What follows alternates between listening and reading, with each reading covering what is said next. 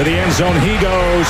Touchdown, Hogs. Allen with time. It's a post and wide open for the touchdown. Allen looks to toss on first down over the middle. Touchdown. Marshall got his tight end. Touchdown. Allen on the ground. Trying and push through for the win. All right, Austin, appreciate you making some time for us this morning. We'll get to kind of some TCU and college football stuff coming up, but I do want to get your perspective of what happened on Sunday. Your brother goes for almost 400 passing yards against the Houston Texans as the Cincinnati Bengals get a win. Just kind of how excited and how happy were you for Brandon on Sunday, man?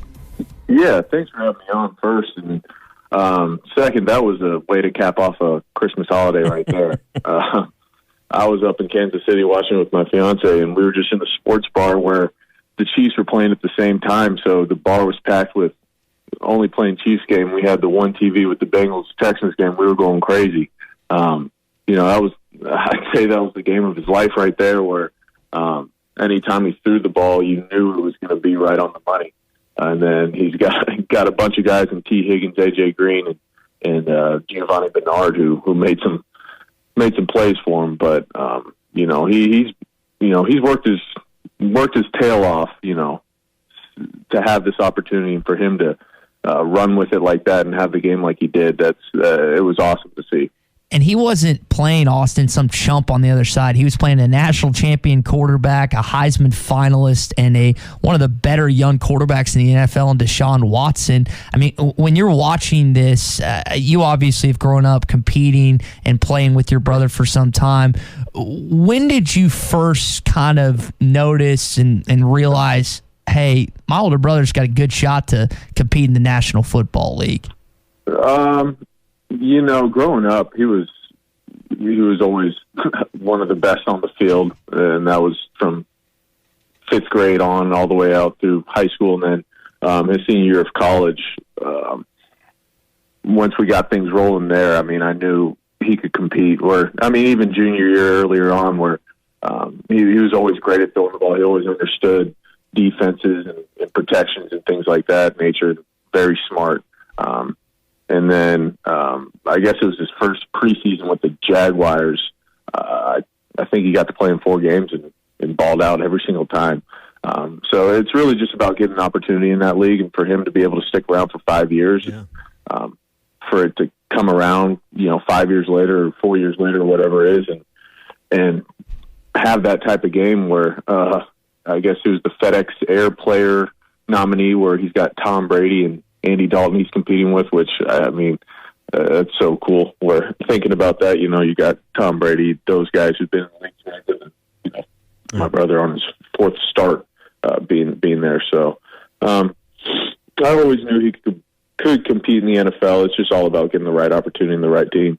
You should think about navigating the 5 years of the NFL, the perseverance, the navigating general managers, coaching staffs, just to survive, to be to this point. I mean, we've had a lot of conversations when Tyler Wilson was with us on the show. Just persevering the 5 years of the business side of the NFL is something in and of itself. To get to this point, to get a start and get a win is pretty awesome.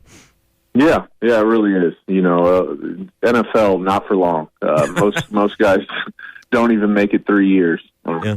But all you need is one team, one coach to believe in you, and he found that in Zach Taylor when he was at the Rams, where he saw how hard he worked, how well he understood the offense, and then brought him over to Cincinnati. And he was looking for a job there. After the season last year, he was just at home waiting for a call from a team, and then about, I guess it was late July, maybe early August, Cincinnati calls and asks if he'd be the COVID quarterback. And that's just kind of how that thing works, where it's kind of up in the air for a few months, not knowing what you're going to do. And then on a whim, I think he got called on Friday and was on a flight Friday night out to Cincinnati. He's been there since. So it's a crazy, crazy business, but, it's what everyone dreams of doing, and he's living it. Yeah, long ways from Harmon Field at Fayetteville High School now. So. I'd say that, yeah. So 5 years in the NFL, you think about that, and you think about, we were talking earlier in the show and hearing from Sam Pittman about players coming back. We don't even know how to quantify or how to classify this as players making a decision on a sixth year. The Cody Walker plan, you're familiar with that. As that part of this COVID year you bring up is these seniors get a chance to come back for another year. If you were in this situation, and Austin, you had a chance to make a decision on coming back, what would be the things, other than just thinking about going through another year, what are the things besides football you're thinking about as a player? The going to class, the training, the practice. What are the things you're evaluating? These 6 or 7 players that are going to come back. What are you thinking about besides just playing games and being a football player? For a few of them, let me try to think about this. I would say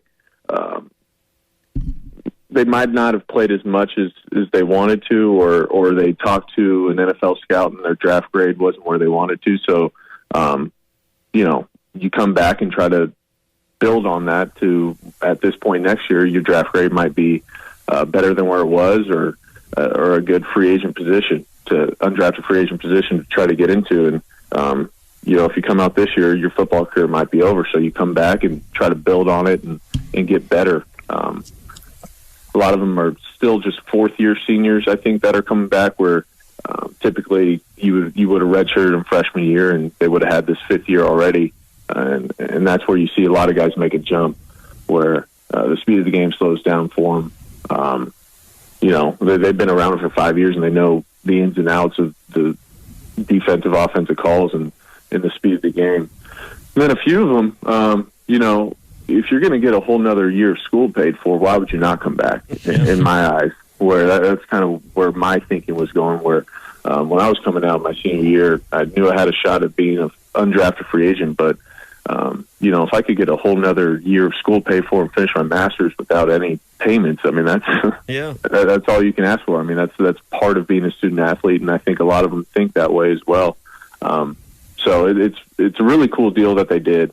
I think the second part of that is being overlooked by some people, where you got Grant Morgan who's going to medical school, and if you can get a whole first year of medical school paid for while still first team All-American, you're set yourself up right there where for the rest of your life.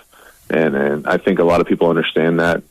And I'm sure Coach Pitt is, said, hey, come back, become a better football player, but also set yourself up for the rest of your life with a great education and things like that. Austin, this is Clay Henry. The idea that just from a quarterback's perspective, getting Myron Cunningham to come back to left tackle is what's a quarterback think about a left tackle, Austin? Yeah, left tackle is your best friend. He's got to be.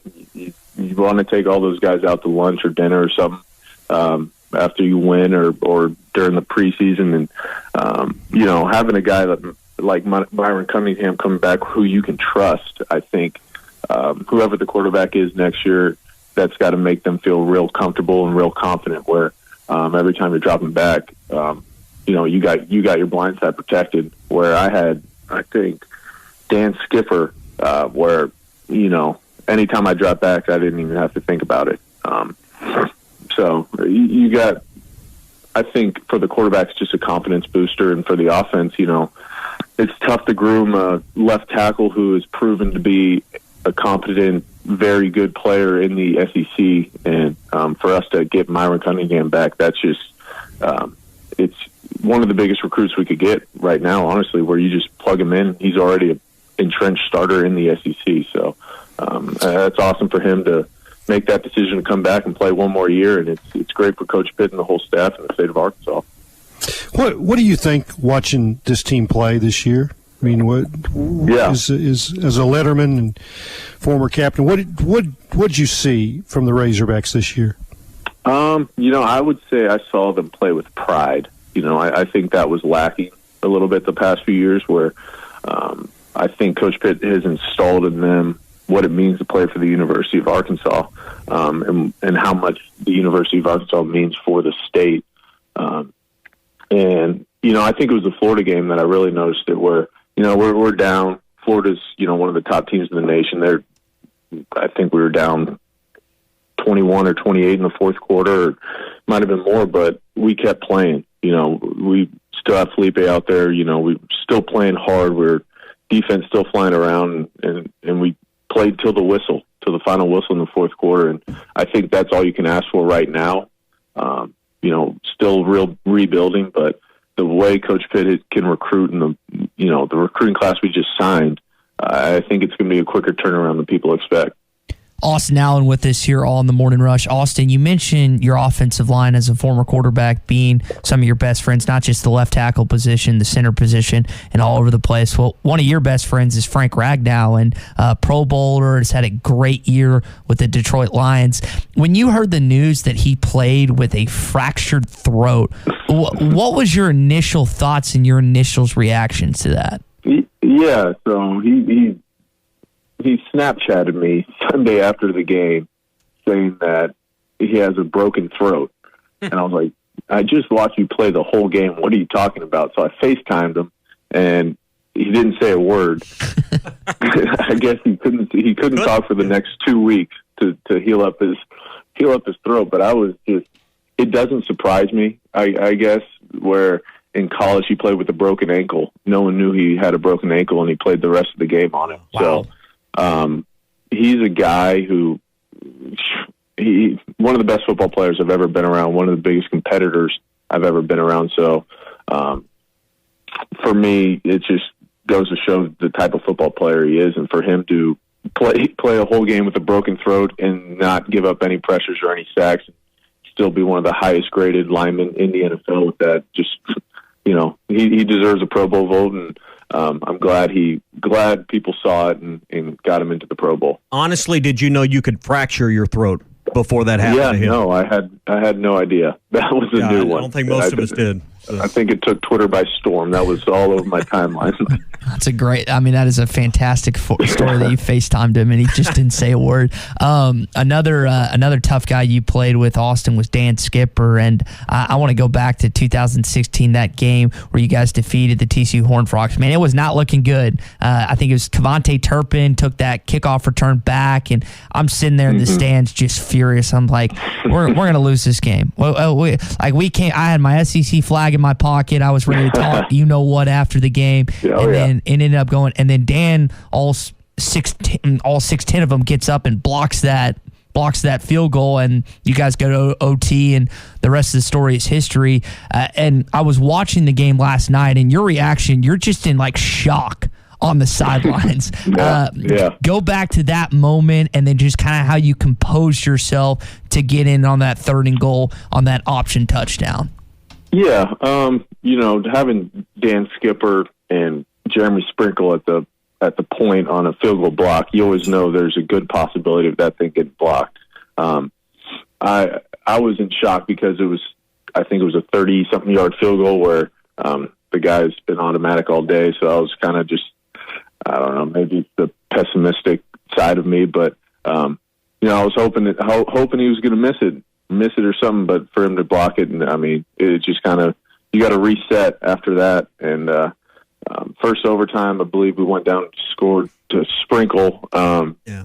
Feeling good about that, and I think they might have scored on 4th down or something. So then you just reset again, and they kicked a field goal. So then we came back on.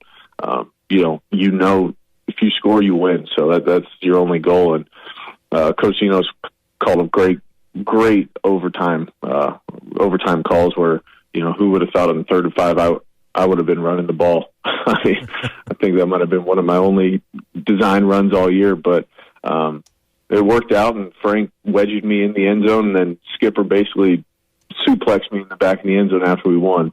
It was a lot of fun. That plane ride back is something I'll never forget. And, that's one of my best memories of college football right there. Great. It was a great time.